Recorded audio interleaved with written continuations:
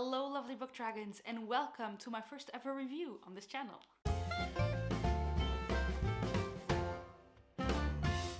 I thought that for my first ever review I should pick a book that was incredible, and that's what I'm doing today. But before we start, which you know already what the book is from the thumbnail and the title of this video, but before we start I want to tell you how I'm going to format my reviews. Since I am someone who doesn't like to know a lot about a book when I go in, I will give you a brief synopsis as well, and then I will, if the book is like that, I will give you, for example, certain tropes that are very prevalent, tropes that you can either love or hate, because I know that some tropes really make it or break it for some people. So I will do that. I will tell you what tropes are in the book, kind of, not all of them of course, because it would be spoilery, but some tropes. And then I will quickly give you what I thought, if I enjoyed it, if I didn't, if I recommend it. And then I will break the video down, or the review down, into 5 parts. It's gonna be characters, world, plot and pacing, as well as writing. So for this first review ever, I will be reviewing Malice by John Gwynne. I mean, the smile on my face cannot hide it. I absolutely love this book. The banished lands have a violent past where armies of men and giants clashed in battle.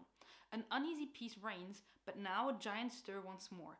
The very stones weep blood, and there are sightings of gigantic worms. Those who can still read the signs see a prophecy realized. Sorrow will darken the world as angels and demons make it their battlefield. Young Corbin watches enviously as boys become warriors and yearns to join them, determined that he will make his family proud. It is only when everything he knows is threatened that he discovers the true cost of becoming a man. As the kings look to their borders and priests beg answers from the gods, only a chosen few know that the fate of the world will be decided between 2 champions, the Black Sun and the Bright Star. And with their coming will be a war to end all wars. So I just read you the synopsis on the back of the book, and I think that that is more than enough to go into. Pretty much there used to be wars between giants and men, and now there is a prophecy and some signs are starting to come to pass, and people are like, oh no, but that's bad because that means there's a god war coming, and there's this Black Sun and this Bright Star. And so we see as the kingdoms kind of grapple with the idea of this god war coming again, and then some people believe it and some people don't believe it, of course, like everywhere. If you see a prophecy and it's thousands of years old, and some people will say, yeah, but look at the signs. And some people say, okay, but really, are we really going to believe this? So we follow pretty much that. That is kind of the synopsis of this book. 3 tropes that I want to mention that are in this book that I absolutely, like, if I knew these were in this book, I wouldn't have waited until 2021 to pick it up. The first trope, as you just saw from the synopsis, is the prophecy trope. I love prophecies. I know that prophecies can be tropes that some people hate. So it's important to know that this is centered around a prophecy. Like, the only tab you see here, because I didn't have time to tab, I was just like, more. The only tab you see up here is the prophecy, because I kept on flipping back. Every time something happened, I was like, but wait, is there anything in this prophecy that can maybe make sense of this? And yeah, there is. The prophecy element is very prevalent, of course, in this book. So if you don't like prophecies, maybe be wary, but if you love prophecies like me, this is gonna be your jam. The second trope present in this book that I think is super, like, if I knew this, I would have read it so much sooner, and that's animal companions. That's all I'm gonna say. Then the third one, which is like maybe a little bit overdone, but not really, and that is the old mentor trope, but not like Gandalf of old mentor. But if you have read the Farseer trilogy and think of Fitz and Burge, it is literally like that. That's everything. I love that kind of mentor. Is not like the old wise wizard, but just someone who's a little bit older and who maybe knows a few things but doesn't tell you everything, but still helps you become a better warrior, something like that. So onto my personal enjoyment. I love this book, guys. I loved it. I loved it so much that I threw my entire TBR out the window. I'm still trying to stick to it because that's just how I am. I make a plan, I want to stick to it, but I love this book so much that I just cannot wait to get to the next book in the series, and I probably won't wait too long. It is something that, this is the kind of fantasy I love. I love this kind of fantasy, and we'll talk a bit more about it later with the characters, the writing and stuff. But I just love when an author takes their time to build characters, to build the world, to make you care. Sometimes you are reading and you think, wow, he takes a lot of time to establish things, not necessarily John Gwynne, but authors. And when stuff happens, then you realize, that's why, because now I'm sobbing, or now I care. Whereas if everything is just back to back, action, it makes it for a super fast-paced book. But sometimes I don't care because I don't know these characters. And that is definitely not a problem in John Gwynne's book. You know the characters. They are like your family, and you need to protect them at all costs. and I loved it. It's a high recommend for me. But let's delve into the different parts of the review so that you can decide if this book is something that you should read. First off, let's talk about the characters. There is a lot of characters. I think there's like 7 POV characters, maybe more. Sometimes you get randomly sprinkled in some POVs, but there are a lot of characters in this story. It's to the point that if you reach page 200, that's when you've kind of done a full loop of all the POV characters. And it is kind of around page 200, 250 that I started to know who everyone was. Because honestly, for the first 200 pages, sometimes I was like, who's this guy? Who's that dude? Oh, it was a dog. Oops, my bad. I didn't remember. And there's so many characters. But I think that once you get to that 250-ish page mark, you're settled, you know them. And then it's too late, because then you love them, because they're incredible and they're so well fleshed out. There is no character that is like another. This book takes place over a 2-year time period, if I'm not mistaken. So you see them develop, you see them become different, you see them change, you see them evolve, and that is just incredible. You just following these characters for such a long period of time, and then knowing them and seeing them become the person that you knew all along they could be, or opposites. Wow, that is also something. John Gwynne does not hesitate to make you change your mind on people. There's going to be characters where you first are introduced to them and you're like, wow, I love this character. This is incredible. And then by the end of the book, you're like, but wait, weren't you supposed, what? I'm not sure if I like you anymore. And I just love the way he writes characters.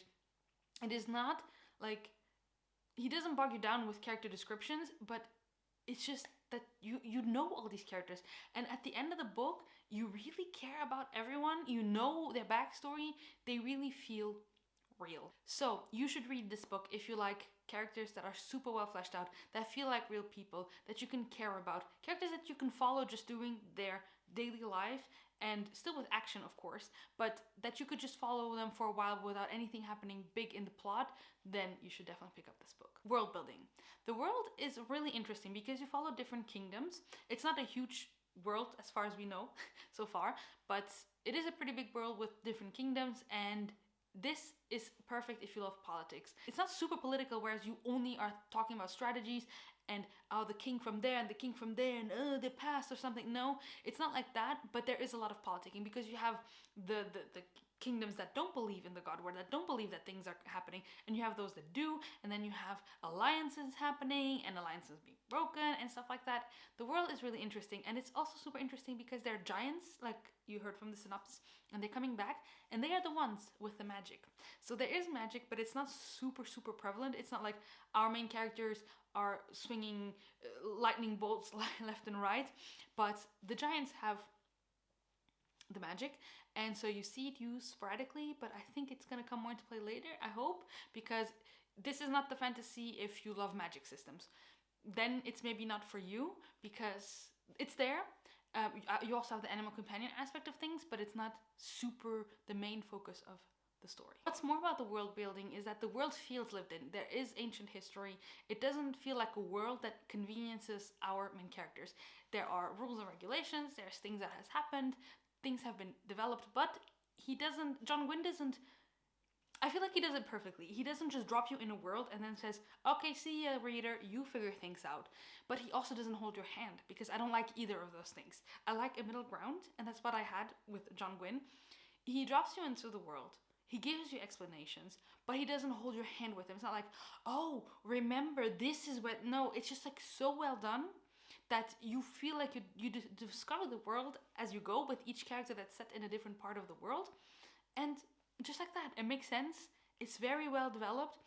It's really well done. Let's talk about the plot now. The plot of this book is pretty much the stuff from the prophecy starts happening, and you see that people react differently. You see some people that start thinking, hey, maybe I am this bright star. Like, there is a character that is very reminiscent of Rhaegar Targaryen, where he read the Prince That Was Promised and he thought he was the Prince That Was Promised, and then he was like, maybe it's not me, maybe it's my son. So then he starts like doing everything so that he fulfills the prophecy. You have characters like that, and you start seeing like, therefore those characters start doing things to make the plot advance, and it's really interesting to see all the kingdoms come together and like the history between the kingdoms, and then there's internal battles, there's internal politicking. But I will say it doesn't already delve into the main meat of the plot. So the whole God War hasn't started.